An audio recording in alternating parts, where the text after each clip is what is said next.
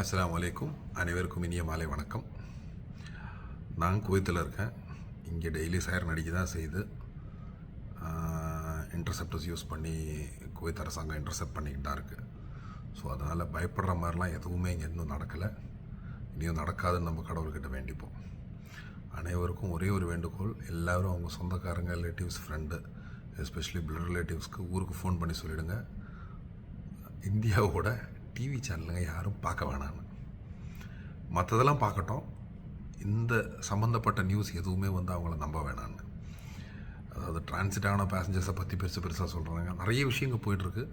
எல்லாருமே பயந்துக்கிட்டு இருக்கிறாங்க. ஸோ உங்களால் முடிஞ்ச வரைக்கும் தெரிஞ்சவங்களுக்கெல்லாம் சொல்லுங்கள். ஏதாவது உண்மையான விஷயம் தெரியும்னா நம்மளை ஃபோன் பண்ணி கேட்கணும், அவ்வளோதான். டிவியை பார்த்துட்டு டென்ஷன் ஆகிட்டு அலறி அடிச்சுக்கிட்டு எல்லோரும் ஃபோன் பண்ணிகிட்டு இருக்கிறாங்க. ஸோ நம்ம சொல்கிற மாதிரி இதுவும் கடந்து போகும். கொரோனாவும் நம்ம கடந்து வந்துட்டோம். நாங்கள் குவைத்தில் இருக்கிறோம். நான் குவைத்தில் இருக்கேன். இங்கே பிரச்சனைன்னு சொல்லி ஒன்றுமே சொல்கிறதுக்கு இல்லை அஃபிஷியலாக. அதே மாதிரி எல்லா விஷயங்களும் இங்கே அரசாங்கம் எல்லாருக்கும் அப்டேட் பண்ணிக்கிட்டு இருக்கிறாங்க. அதே மாதிரி தான் கலிஜில் இருக்க எல்லா அரசாங்கங்களும், கத்தர், ஒமான், சவுதி, யுஏஇ, பஹ்ரைன்.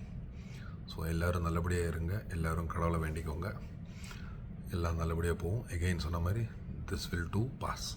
இதுவும் கடந்து போகும். அனைவருக்கும் வணக்கம்.